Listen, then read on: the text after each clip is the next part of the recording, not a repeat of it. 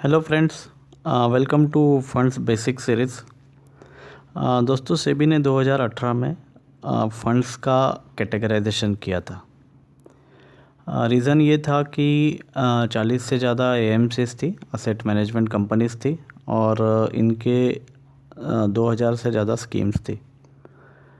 तो कुछ लोग लार्ज कैप फंड को ब्लू चिप फंड बोलते थे, कोई लार्ज कैप फंड बोलते थे, कोई मार्केट कैपिटलाइजेशन के हिसाब से कैटेगराइज कर रहा था, तो कोई जो है ब्लू चिप बोल के जो बड़े कंपनी है करके कैटेगराइज कर रहा था। मिड कैप्स को कोई 300 करोड़ के ऊपर के कंपनी बोलते थे, कोई 100 के मार्केट कैपिटलाइजेशन से 100 के बाद की कंपनी बोलते थे। So there was no specific definition. तो उसके कारण सेबी ने फंड्स को कैटेगराइज किया। तो अंडरस्टैंडिंग फंड्स बेसिक करके मैंने एक सीरीज़ बनाया है। इसमें मैं जस्ट आपको बेसिक्स बताऊंगा, इसमें कोई रिकमेंडेशंस नहीं रहेंगे। It is just to understand through the small videos what are basically the types of funds. So prior to starting even the type of fund, सबसे पहला बेसिक है how SEBI categorise large mid and small cap funds.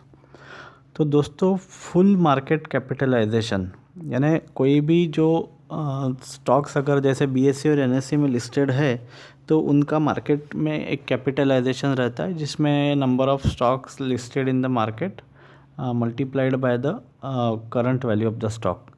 इससे आपको वो stock का market capitalisation पता चल जाता है।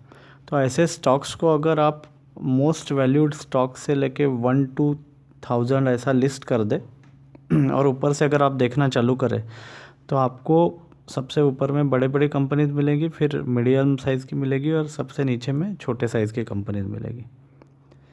तो इसको किस हिसाब से कैटेगराइज किया जाए ये सेबी ने क्लियरली डिफाइन कर दिया है। ये डेफिनेशन में सब्जेक्टिविटी अलग अलग डेफिनेशन में रह सकता है, पर ये सब्जेक्टिविटी इससे निकल गया है और ये एक बहुत अच्छा मूव है रेगुलेटर का। तो दोस्तों, सेबी ये बोलता है कि जो top 100 companies by full market capitalisation है, इसके बाद में उसको लार्ज कैप माना जाएगा। तो ये हो गई सबसे बड़ी कंपनीज, टॉप 100 कंपनीज। अभी ब्लू चिप एक सब्जेक्टिव डेफिनेशन है, तो आप सीधा सीधा लार्ज कैप कंपनीज बोलिए या आप इसको ब्लू चिप भी बोल सकते हैं, but basically it is a top 100 companies bye market valuation. उसके बाद में आती है from 101 to 250। These companies will be called mid cap companies. तो 101 से लेके तो 250 तक की कंपनीज हो गई मिड कैप कंपनीज, ये मीडियम साइज़ की कंपनीज हो गई। और तीसरा पार्ट है स्मॉल कैप कंपनीज। तो 251 ऑनवर्ड्स जो भी कंपनीज रहेगी बाय फुल मार्केट कैपिटलाइजेशन, इन कंपनीज को स्मॉल कैप कंपनीज माना जाएगा। तो ये 3 चीज़ें सबसे पहले समझ लेना बहुत ज़रूरी है, क्योंकि सारे फंड्स का जो डिसाइड किया है, डिसीजन जो हुआ है कि ये लार्ज कैप है या मिड कैप है या लार्ज एंड मिड कैप है, ये सारा ये large cap, mid cap, small cap की डेफिनेशन पे डिपेंड करता है। So friends, this is most important thing कि आप इसके जो कट्स है ये समझ लीजिए। Top 100 is large cap, 101 to 250 is mid cap, and 251 onwards is small cap.